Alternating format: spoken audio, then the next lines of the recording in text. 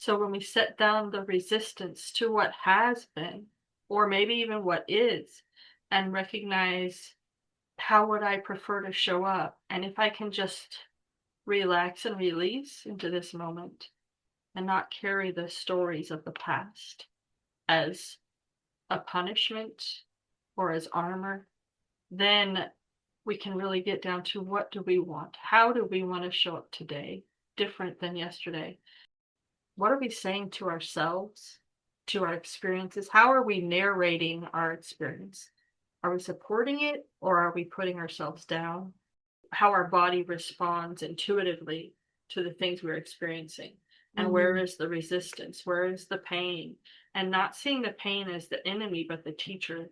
Because when we quit owning that as part of us and recognize it's just a part of our journey, I feel like some of the weight comes off. Have you ever noticed that understanding something intellectually doesn't always create change?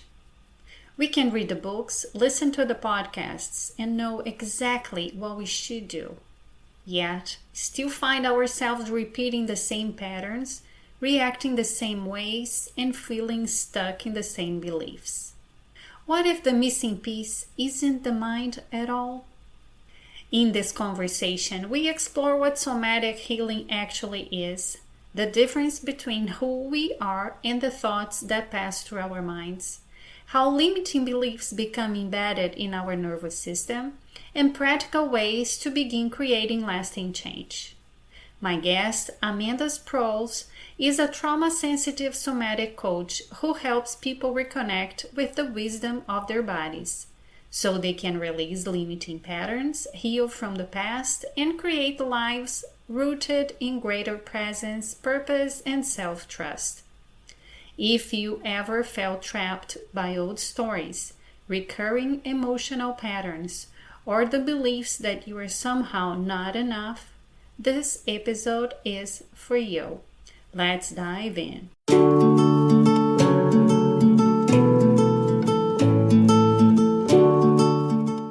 Welcome to Good is What Makes You Feel Well, Mama Terra's podcast. Each week, we will explore topics that impact your physical, mental, emotional, and spiritual health through inspiring transformation stories. Here, you will find practical guidance and actionable strategies to apply in your daily life. I'm your host, Ana Rezende, author, health coach, and speaker. I'm here to help you protect your energy, strengthen your well-being, and thrive through life's transitions. Speaking of life transitions, I would love for you to go to Amazon and check my book, Living Your Best Life in College, which I wrote as a guide for young adults transitioning from high school to college. If you are a student, a parent, a teacher, or someone who cares about well-being, this book might be a game changer. Now, let's dive in and discover all the different ways you can feel well. Vista transcende, levita. Hello, Amanda. Hello, Anna. How are you? Welcome to Good is What Makes You Feel Well. Love it. I love the name, even the name itself, and you. So, Oh, thank you. Thank you. For us to start our conversation, I would like to ask you what, in this moment of your life, makes you feel well? ooh. The biggest thing that makes me feel well right now is focusing inward, is Mm, really coming inside and setting down all of the news, the issues, the people, the thoughts, the ideas, all these things, and coming back here. Coming back here. That's what helps me feel well.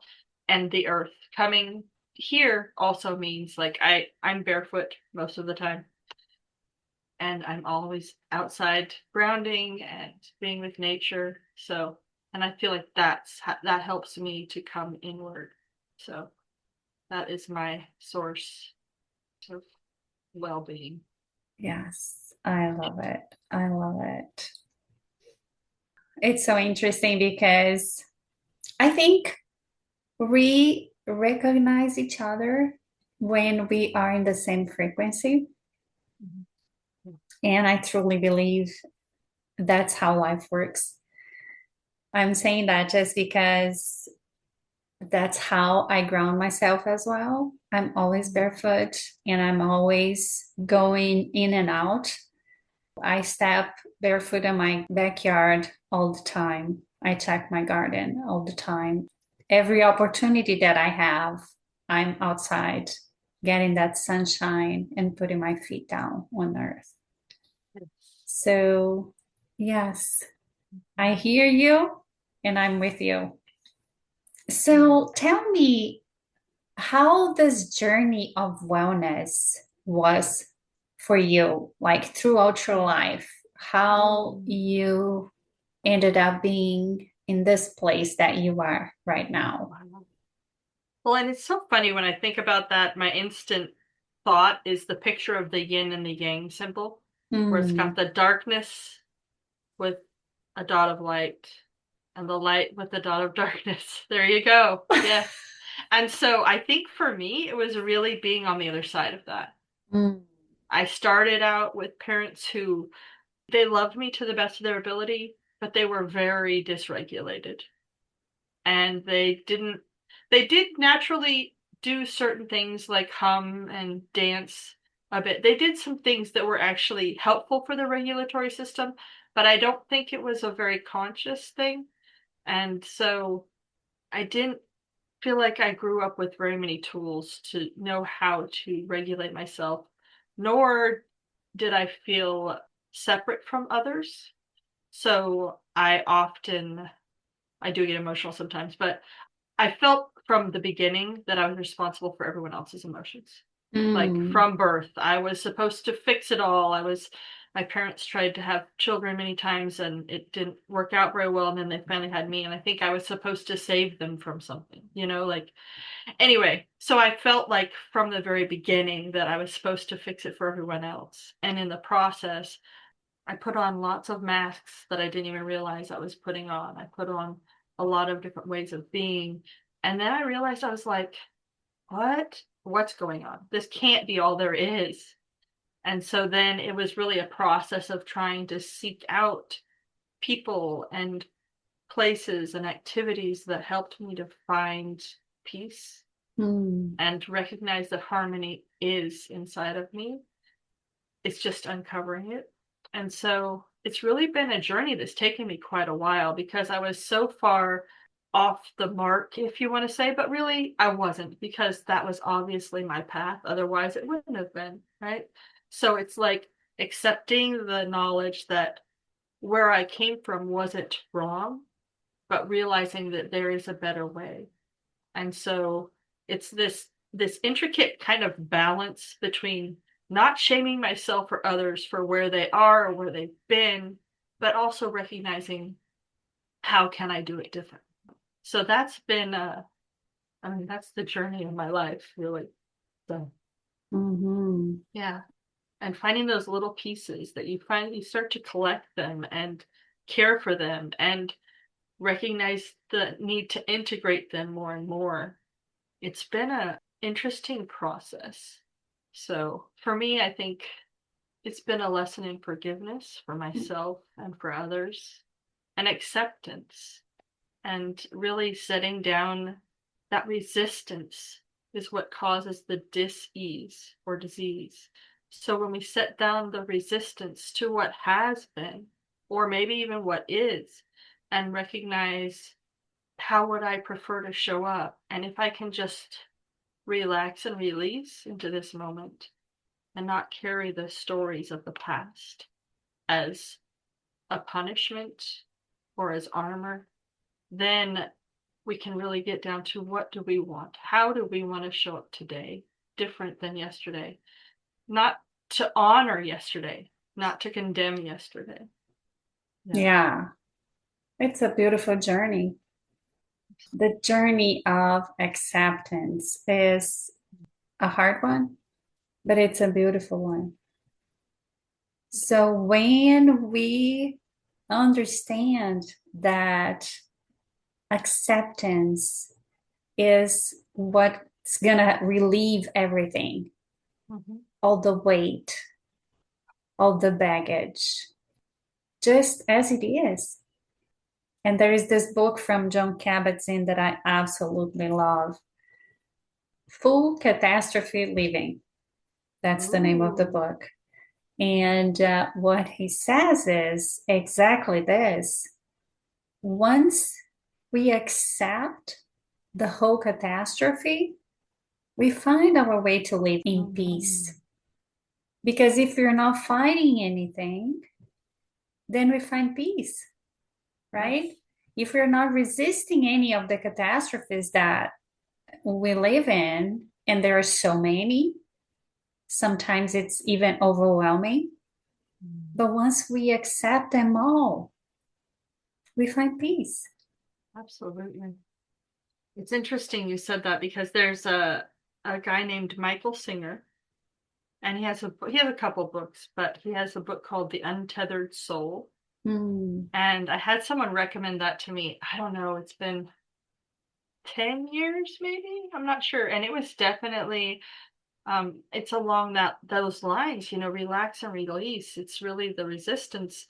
Um I've noticed that taking the label off that it's a catastrophe, realizing maybe that catastrophe isn't a catastrophe at all. It's just the unveiling of something new that is meant to be for us. Or maybe it's revealing, like a family member had an illness come up, and I was on the path. And so the first thought was, oh, this is horrible. And then I'm like, no, it's not. It's a gift because now we know where to look for answers, for support, for help, and seeing life happening for us instead of to us, and really recognizing that it's part of the plan. Kind of like, I love the analogy of a seed, because what's the first thing that happens to a seed? It gets shoved in the dirt and people put poop on it. Like, who's felt like that? Like, you know, and realizing, okay, being in the dark and being smothered with poop, at some points in our life, maybe that's exactly what we need Mm-hmm. to recognize how to spring out of that. And then recognizing that each of those stages is the gift, because without each of those stages being in place, you couldn't fully grow, you couldn't fully become. So, And what is super, super interesting from this analogy that you just brought is once the seed is there in the dark, covered with poop, the first thing that happens is breaks, then something from within comes out mhm. and grows, right? Yes. So nature is just unbelievable. It shows us everything all the time. And that's exactly the process. We have to be there in the dark and we have to crack open to grow. Yep.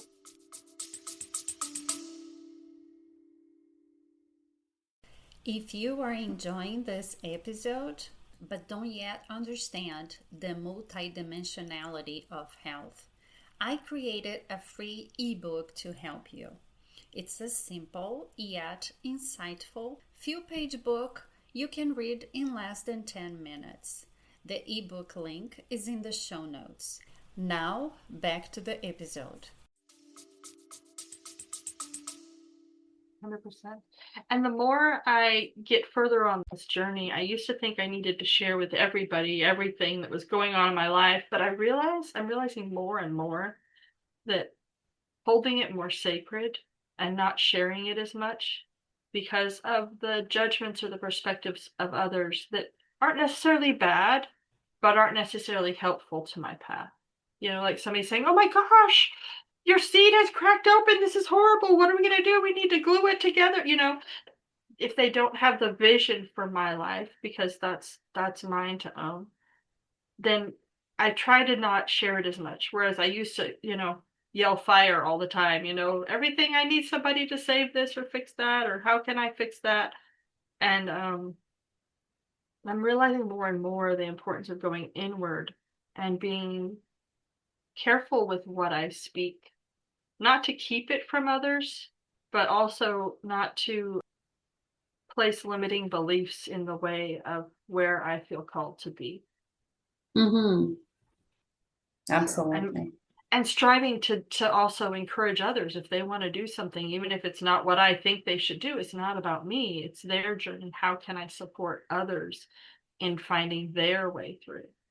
Yeah. So, and that's why I love the somatic so much too.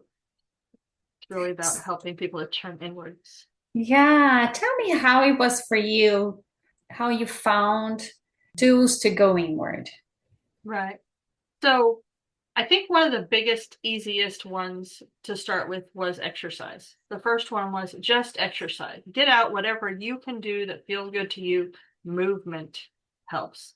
But then I realized it was deeper. It wasn't just talk therapy, because talk therapy, sometimes we're just mulling things over and rehashing them. And I feel like that I love therapy. It helped me. But then I felt like it had its limits because I just got to a point where I just felt like I wasn't getting any further. And so that's when I feel like the breath work really came in, the meditation came in, the movement. Before I got into the somatic program, I'm an occupational therapy assistant, and I had to do some continuing ed. Well, there was a continuing education course on Tai Chi, and I was like, Mm. always wanted to do that. I've always wanted to do that, and I thought I needed to be old to do it. So I guess I'm officially old because now I do it. But I had done that class, and I had worked all week. Usually I was exhausted on Friday. I was doing a class, and I had traveled for a couple hours afterwards by myself. I'm just going to do this class. I'm going to just do this Tai Chi class. It's just 2 hours. It'll be all right. I'll do the class. When I was done, I was like energized. I was like, what? I just worked all week, drove for 3 hours, and now I have energy? Like, what's going on here? So I found out the guy was going to be in Nashville, and so I went to his classes, and then the next thing I knew it, I was signing up for the somatics. And then along with that, I worked with a woman named Amy McTeer. She works on people's subconscious beliefs that hold us back. And I went through her program at the same time as doing the somatics. And I was also going through a music program.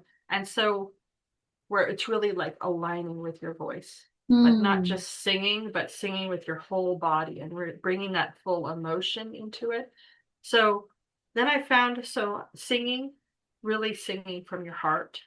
And I always be cautious what I'm singing, that it's something in alignment with what I believe, you know, like not it's too late to apologize. My kids used to love that song, and anytime I come on and I think, oh, this is a great song, and then I hear the words, and I'm like, no, and I turn it off.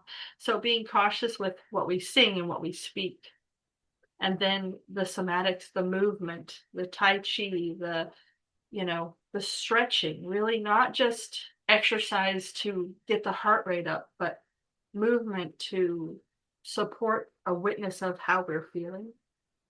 And then also really listening to what are we thinking? What are we saying to ourselves, to our experiences? How are we narrating our experience? Are we supporting it, or are we putting ourselves down? And so those were the biggest things. The somatics really incorporates a lot of it, but then I pulled in the music and, you know, the subconscious beliefs, and then my own things that have helped me, like really the grounding and nature. So a lot of times I'll do my practice outside. When I do a lot of my breath work, a lot of times I'll do that outside without any electronics on the body, because we don't want to mess up that energy that can come in.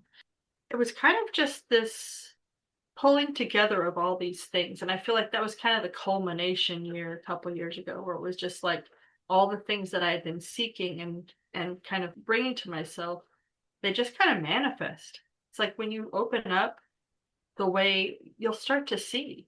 It's not that they weren't there before, but maybe I just wasn't ready for them. And so, yeah, I don't know if that answers your question enough, but I'm happy to answer more about it. But yeah, it's been amazing to really just incorporate all of it. Oh, and I love rocks. I love rocks. I have lots of rocks. Oh, yeah. Yeah. That's So another way to connect with nature, with the elements, right? yes, I love that absolutely. too. I love crystals and rocks and Hmm. all things. Yeah. Yeah. So my understanding, listening to what you said is that all those tools were kind of coming and entering your life in the right moments, Right. right? Because you were kind of seeking those different things and then they started showing up. Like, try this, try that. And you embrace them all. Because I think that is how the universe communicates with us. But we have to have our eyes open to see and ears to listen, right? So when we are actually seeking and we are in tune with what is our essence, then we started seeing those answers from the universe and those nudges from the universe. One of the biggest things for me was sometimes we have to declutter the old programming. We have to set down the things that are not serving, and for me that was huge because, it's funny, I had a friend that I knew in high school, and we were out of high school, but we were sitting there one day, he's like, I just want to know what goes on in your mind all the time. And I used to think like that all the time.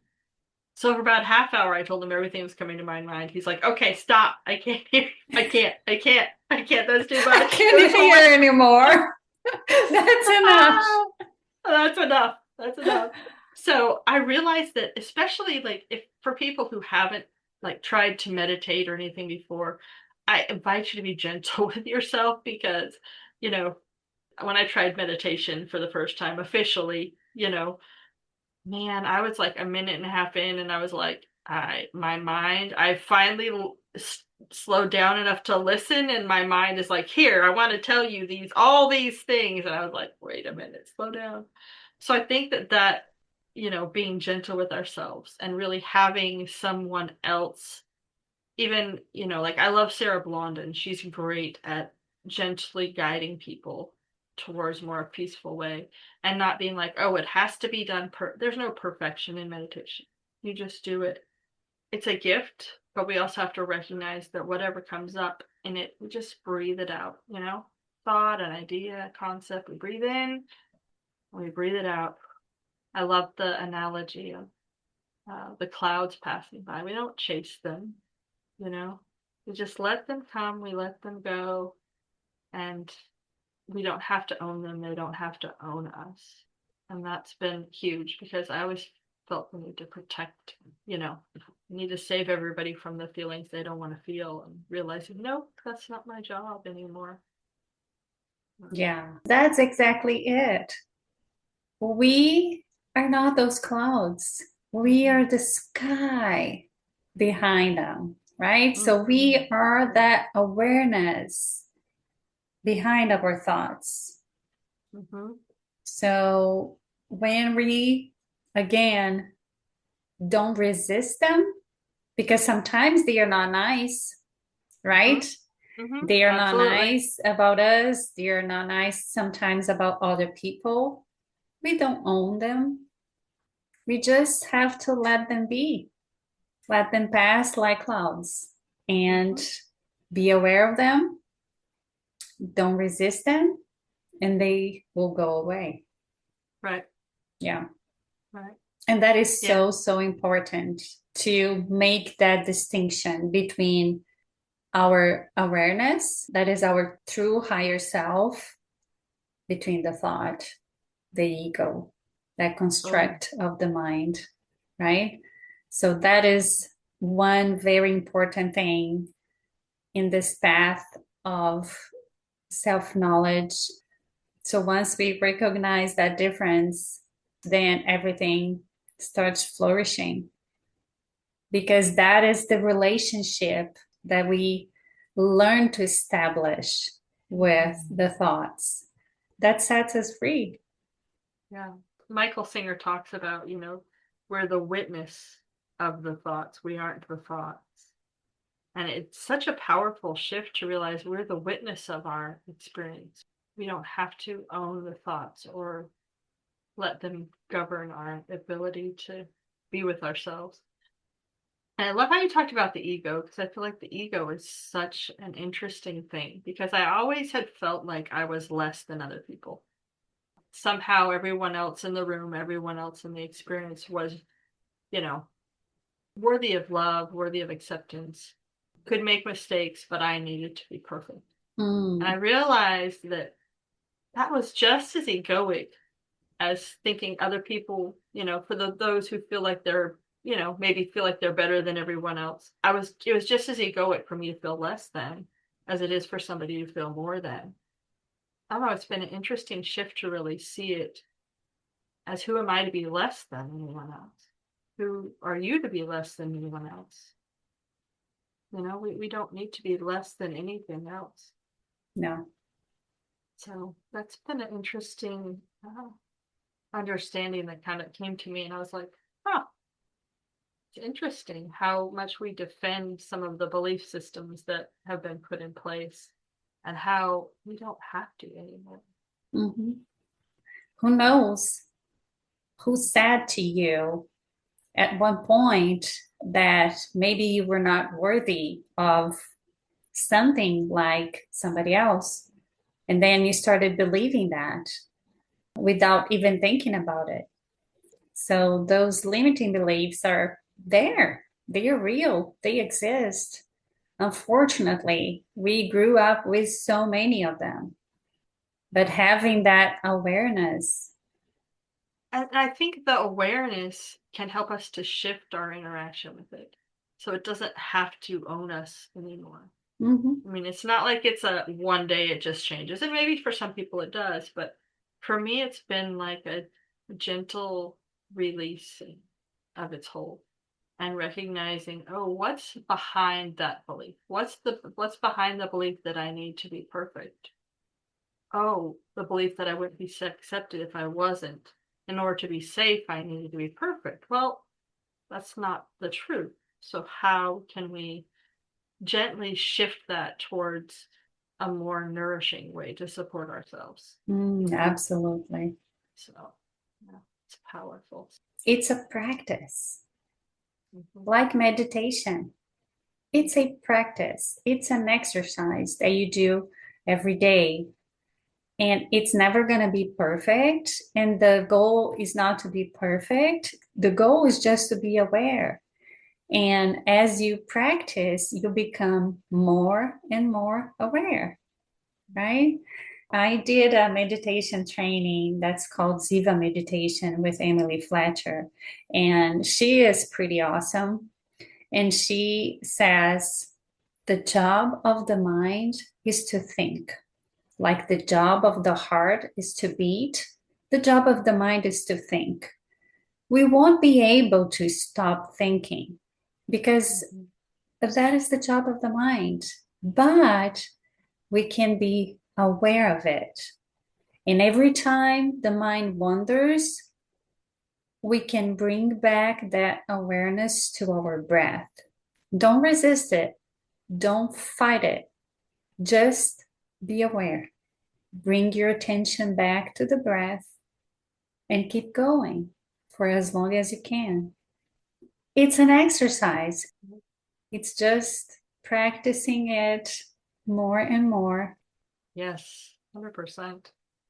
And I find it interesting. For me, I found that it's best to do my breath practice, my regular breath practice, not my SOS breath practice, but best to do it after I've had some form of a movement, because it kind of regulates the nervous system to be present there. And for me, that was a big deal.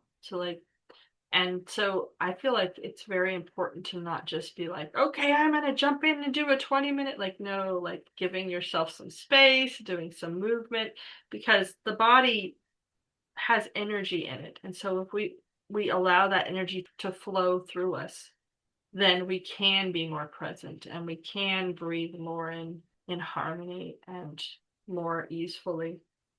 And I love the breath work because it's such a powerful tool to support us.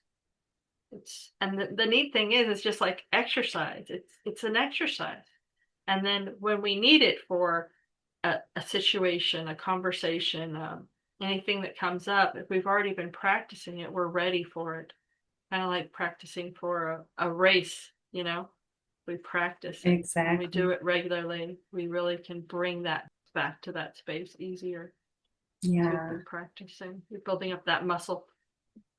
exactly. Muscle memory. Yeah, it's all about muscle memory. And one thing that you mentioned that I thought it was really interesting is at some point, therapy was not enough for you.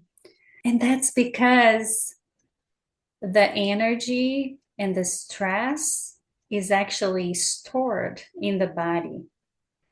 Of course, therapy is useful and helpful and needed, but at some point, we have to release what's stored in the body. And most of the people don't know that the stress is imprinted in Mm-hmm. every cell of the body. And that is the beauty of the somatic work. Once you learn how to move your body with intention, then you let the body release all that stress that is stored. Mm-hmm. It's like you're giving your body permission to let go of it. Yeah. Yeah, Yeah. yeah. And it's amazing. It doesn't even take that long. I mean, you can wiggle for just a few minutes and bounce, and it sounds silly, but it really does work. It really does work. I mean, obviously there's more intense things to work on, but to start with, I mean, just a little, the slightest, even a few minutes can make all the difference. It's funny, my husband, I do not pray to the trees, but it wouldn't be a bad idea, I'm sure. But it was funny because I came in one day and I had a few clients and it was really intense. And I went upstairs and he's like, Amanda, you need to like go pray to the tree or something because your energy, I can't. I was like, okay. A lot of times I'll do my meditation outside and I'm facing trees because I love the trees. And it's okay to pray to the trees, but it was just funny that he used that terminology because I was like, okay, he gets it even if he doesn't want to get it. So yeah, there's so much power in it. Yeah. There are so many different ways that we can feel well, right? Hmm. Exactly. And it's not a one size fits all, but of a lot of it fits most, you Mm-hmm. know. That's the beauty because I think, maybe if somebody's been forced into meditation or something else, maybe they have an aversion to that. Then it's like I like to call it like a toolkit, like you've got all these tools and you try out each of them and then we see which ones fit best for you. And then I always like to start with an anchor. How can we anchor in your safety first before we even go anywhere else? Because it's like putting on your armor before you go out to battle. Mm-hmm. I mean, not that Mm-hmm. we're going to battle, but really we need that safety so we don't lose ourselves in the chaos of what we've got going on in life. At least for me, that's what I feel like sometimes. But Mm-hmm. um but really being able to find that anchor and get that groundedness in the earth, and then what can I tap into? So a lot of people I do know, some of them really tap into the breath, and some of them really love the movement, the dancing, things like that to really kind of bring them back to themselves. But it's great to have so many different tools. And I love the book, The Body Keeps the Score. Um, No, I haven't heard oh of my this one. goodness. Okay, be ready. You're going to need some Kleenex because he talks about basically the illnesses and the ailments we have are based on the things that where that dis-ease or that Mm. energy is locked in the body. I have a loved one who died of cirrhosis of the liver, but they didn't drink. But Mm-hmm. it's where anger is stored. They were angry because they hadn't lived the life they wanted. Mm. So, for instance, like if you have a part of your body that's hurting, what is tied to that? You know, I've had times when certain part of my body was hurting and I was like, oh, well, I want to move forward, but there's this resistance to it, and how can we work through that that area that feels a little bit stuck. Instead of just, that sometimes the natural idea is, well, I'm just going to protect this shoulder, right? But in essence, all we're doing is causing more damage because then it gets stuck and it can't move anymore. And then, so how can we recognize that, how to build our window of tolerance or our ability to be with the uncomfortable spaces, not in a torturous way, but in more of a gentle way, like you introduce a child, to something that they don't like. You just gently bring it in a little bit and then come back and bring it in a little more. And it's really listening to what does your body need. For me, that's what the Body Keeps the Score does. It talks about how our body responds intuitively to the things we're experiencing. And where is the resistance? Where is the pain? And not seeing the pain as the enemy, but the teacher. The messenger. Hmm? Yeah, because that's how the body communicates with us. Mm-hmm. Please, I need attention. Please, look at this. Please, I don't like this. This doesn't make me feel well. This hurts. So the body is so, so wise. When we are in tune with it, we can understand and prevent so many things to happen. Right? 100%. 100%. Yeah. Yeah, it's funny because I came from the nursing home background, occupational therapy. I worked with children and with the elderly. And I realized, these people that I try to give them some breath work activities, and they're like, well, I've been breathing this way for 75 years. I'm like, okay, that's why you have COPD. Exactly. let's realize that maybe that's kept you alive, but has it kept you thriving or just kind of on a baseline of stress, And yeah, so it's interesting. Or people who lose appendages because they don't take care of their bodies, like I want to help people to listen to their bodies sooner so that we can prevent so many of these things. I mean, I'm not saying everything, but so much of it can be prevented. Oh, yeah. So much. So, yeah. That's what I believe in too. Yeah. And yeah. And it's so, so important to give people hope and empower them. They might not know. I didn't know before I started working with this. So most people don't know that they can prevent all those diseases. They can. So, and we know how, right? So it's important to tell everybody that they do have agency over their health. They do. Yes. So the choices that we do make every single minute are counting because the body is keeping the score, right? Right. So every single choice counts. Yes.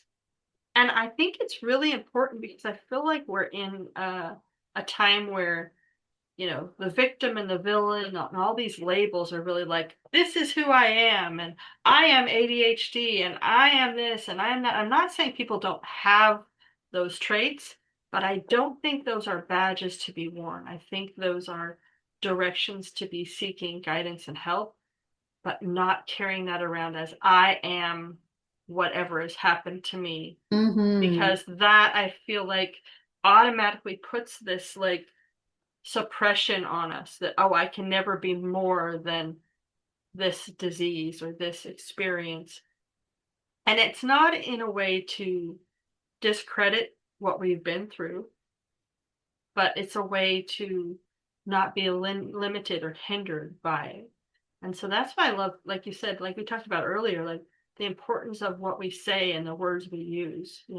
I recommend that we shift that because when we quit owning that as part of us and recognize it's just a part of our journey, I feel like some of the weight comes off and the limitations can be released because maybe one day we won't have ADHD. But I think that we can't keep carrying all these things as if they're us. I think it just puts too much pressure on us. Yeah, it's not part of our identity. Definitely not. Right. It's just transitory, right? Mhm. Yeah. So you mentioned you love to be grounded, walking barefoot, and doing your breath work outside and your meditation. Do you have like a morning routine or a daily routine? I do, but it may be not the same as other people's. I do like to mix it up a bit. I Mm-hmm. don't like to be like, I have to do the same amount every day because if I don't, I'm going to be off for the day. I don't believe that. I believe that, if we need to and we wake up late and we need to just go, maybe I just run outside for a minute and put my feet in the grass, hold my heart, take a few breaths, be like, I already have what I need for the day. But on the regular, I really do like to go outside. Even if it's cold, I feel like being grounded, doing some form of movement, whether it's qigong, yoga, going for a walk. A lot of times I incorporate lots of those different things, but I don't feel like there has to be a certain amount of time or I think it depends on the individual, it depends on the day. Incorporating the breath work. I do feel like the breath work is a big part, even if it's a few breaths or it's 20 minutes. And I think a lot of those things we kind of need to see what feels right in that day or that Mm-hmm. time period. I don't feel like it needs to be so rigid because for me that perfectionist would get in the way. Well, I didn't do it perfectly this morning, so my day's not going to be as good. And I don't want to own any of those beliefs. I'm going to be like, you know what? I have everything I need. We already have it inside of us. It's just Mm-hmm. awakening. So yeah, I feel like there's things to do, but I don't think we need to use that as another shackle to put on Mm-hmm. ourselves. Yeah, So, yeah. The flexibility is important. yeah, Yeah, because we have to juggle so many things right. as moms and wives and like, business owners. And yeah, it is a lot. Yeah. Yeah. So we have to No, be flexible and gentle. yes, very much. And I think it's important to not just start the day there, even if it's just for a few minutes, but throughout the day, have little mini moments Mm. where you just come back and you realize, oh, I've gotten a little distracted or a little overwhelmed or a little whatever. I'm feeling a little this or that. I'm coming back, recognizing when we need to pause. Actually, I have a poem about the power of the pause. But yeah, it's interesting to be like, okay, when I make a choice or a decision, a lot of times I will try to touch my heart and be like, okay, let me answer from here. I don't want to answer from here to please myself or others or my ego, but what do I what do I really want? Because I think that the wisdom is in there. It's just, are we accessing it? So, Absolutely. Absolutely. Yeah. Lovely. So tell me now, how do you work with your clients? hmm. Yeah, so what I do have a small group that meets in the mornings on Monday and Friday morning, and we do a little group half-hour session, and then we'll do a little kind of exploring, their own personal journey for the next half hour. And we kind of work on different movements and things like that, meditation, guided meditation, breath work, sealing in that anchor. And then also I work with clients one-on-one via Zoom or in person, whatever works for the individual. And then we'll kind of do a guided journey for them, tailored to their needs. And it's always the beginning is always, let's get those foundations in place. That toolkit, we'll pull out all the tools, see which ones work best for the client, and it will change. Maybe down the road, one thing that didn't work in the beginning will ultimately be opened up to them.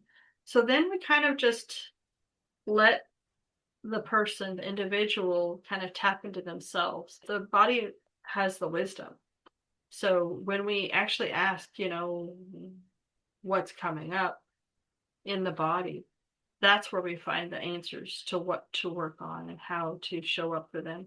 And I do definitely incorporate all of the things that we've discussed, how do we speak to ourselves?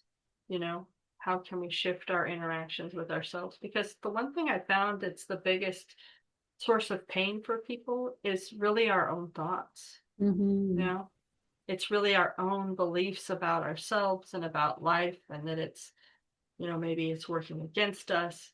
But how do we shift that to realize it's working for us? Even in the hardest of things, it's not there to harm us. So then we'll go through a journey. There's lots of different parts that are available to work on. And so we just kind of feel into what feels right. If somebody comes in and says, "Oh, my knee is really hurting," you know, okay, that's what's coming up. And then we can work with that. And a lot of times you'll find that maybe somebody's foot is hurting because they're having trouble taking the next step forward in their life because they're scared, you know? Uh-huh. So we kind of let the body decide where to go. And then also there's a part that I really love. It's called the Soul's Agenda. And I learned Mm. it at the Somatic Coaching Academy. And it's an amazing way to gain the tools to find a word or a couple words you identify with as these are my power words. That when I Mm. make a choice, I come back to this. And so there's a really pretty process to go through to do that. So that's one of the things. And then we use that as kind of like the compass to guide the journey even more. So it's a beautiful experience that I love sharing with people. It's funny because when I went through the program, you work with each other all the time. And I had one of my classmates, she said to me, you know, usually I can predict where things are going. She's like, with Amanda, I can't predict it, but we always get where we need to be, you know? And so I don't know. It's fun because I there's that knowing that we have inside of us. And when we can really tap into that, it it can help facilitate the process so beautifully. And recognizing we're already whole, no matter how many people say we're not. We are already whole. It's just we have to remove the stuff that was in the way of feeling that. Absolutely. So, yeah, that's what I Yeah. do. And then I love to read my poetry. So I like to share some of my poems with people and empower them with that too. So, That's lovely. Have you published? you know, I have not. I have a few that I've just read on Instagram, but and I've had people tell me, a friend of mine who writes on Substack, she's like, Amanda, you need to be putting, and I need to do that. It's a goal to do that in the next couple months, is to To really have your get some of it Substack published. going? Yeah, so I just have to learn how to do that. And I go to poetry events regularly and read them there, but I haven't really got them out there electronically much yet. Is there anyone that you would like to read for us? Do I you would have love to one close read. by? I do actually. It's kind of the Yeah. heart of my ooh. Hmm. Yeah, okay. I do have one. So I wrote this while I was going through the somatic coaching program. Oh, read it for us And then. yeah, so it's I was going through the somatics. I was actually eating super clean. I was doing the music. I had just finished the breath work and the subconscious beliefs program. And then I ended up working for the woman for a while. So this is what I wrote. This is what I wrote then. So I wrote this in the backyard, of course. So okay, here we go. It's a little long, but I hope you'll be all right. Yeah, it's all Okay. right. All right. So growth of a tree. A tree that survives the storm takes time to grow its roots down deep. As with the tree, I am healing, growing, and expanding one day at a time, planting my feet bare, wide open, and firmly on the ground. The earth is the healer. It knows what to do. It is slow, constant, and true. I am growing, moving, expanding, learning, breathing, and stretching in ways I feel called to. My body knows, and it thanks me as I align my thoughts and will with what sets my soul on fire. Laying aside the distractions of the world and leaning into my body, it knows how to bring clarity and healing. There's so much more to life than the cheap tricks I have fallen for, the toxic things that bring only instant gratification. Feeding the soul is my goal, nourishing the mind and retraining my body to fully awaken from my sleep coma. The sleep coma that has tricked me into contentment while binding body, mind, soul, and heart. Liberation and freedom are on the other side. As I release the false ideas around foods, thoughts, opinions, actions that are hollow, to stop filling the void with what cannot satisfy. As I tune in to what is real, my body, mind, soul, and heart realign. My dreams reawaken, my soul expands.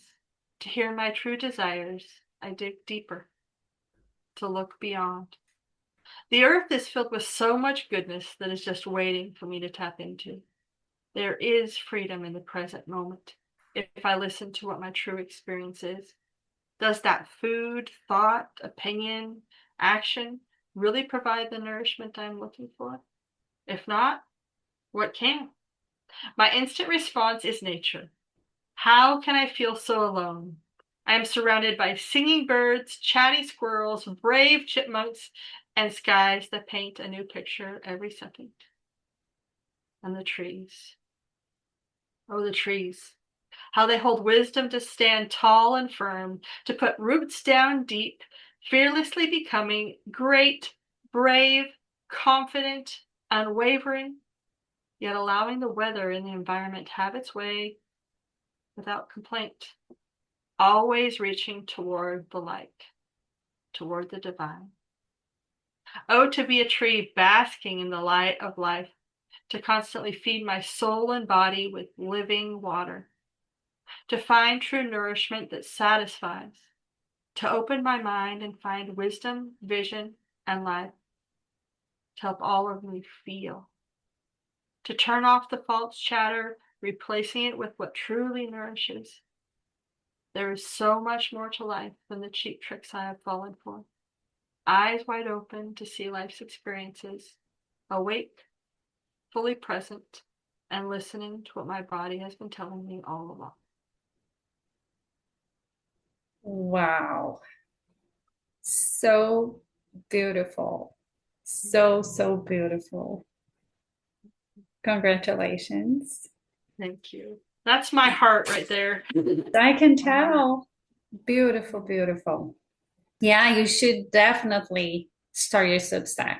Okay. You have to share this. This is such a gift. Yeah. Yeah. Thank you. It's funny, yesterday morning I wrote something and then I went to a poetry event yesterday evening and I'm like, you know what? I'm sorry guys, this isn't really a poem. And when I was done, my friend who's a poet, she's like, I don't know why you're saying that wasn't poetry because it definitely was. I was like, okay. So I don't know. I'm working on it.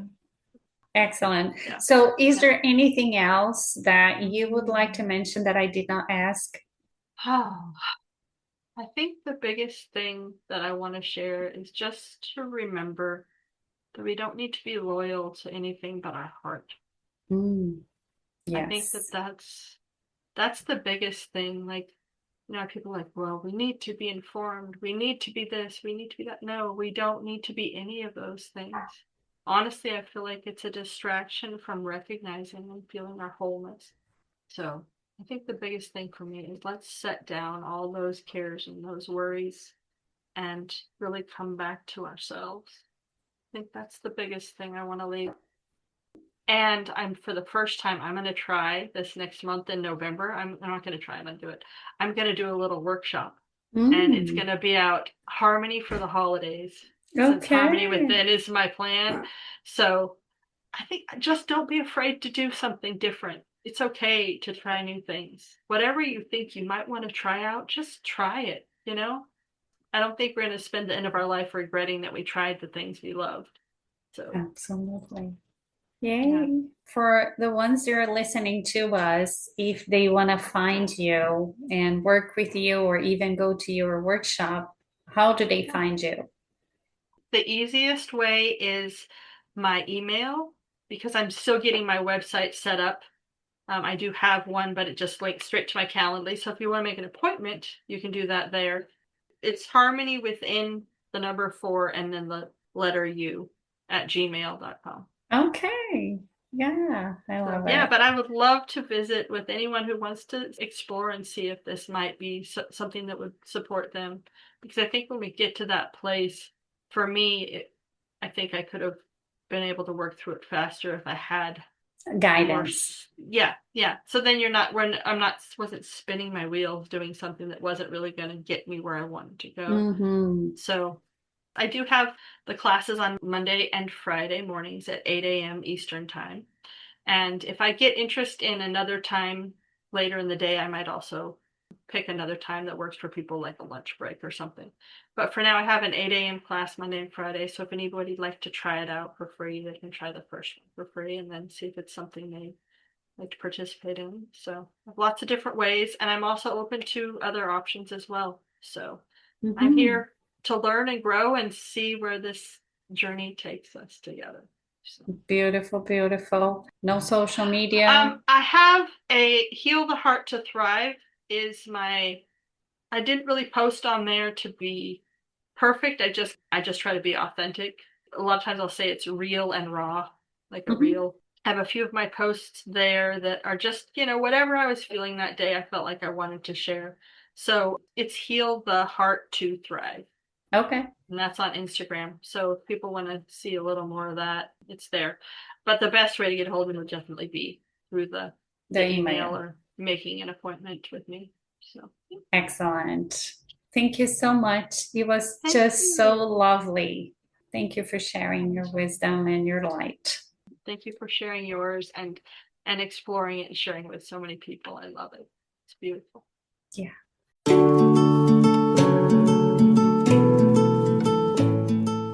Thank you so much for listening. If you enjoyed this episode but don't yet understand the multidimensionality of health, I created a free ebook to help you. It's a simple yet insightful few-page book you can read in less than 10 minutes. The ebook link is in the show notes. See you in the next episode. Until then, remember, good is what makes you feel well.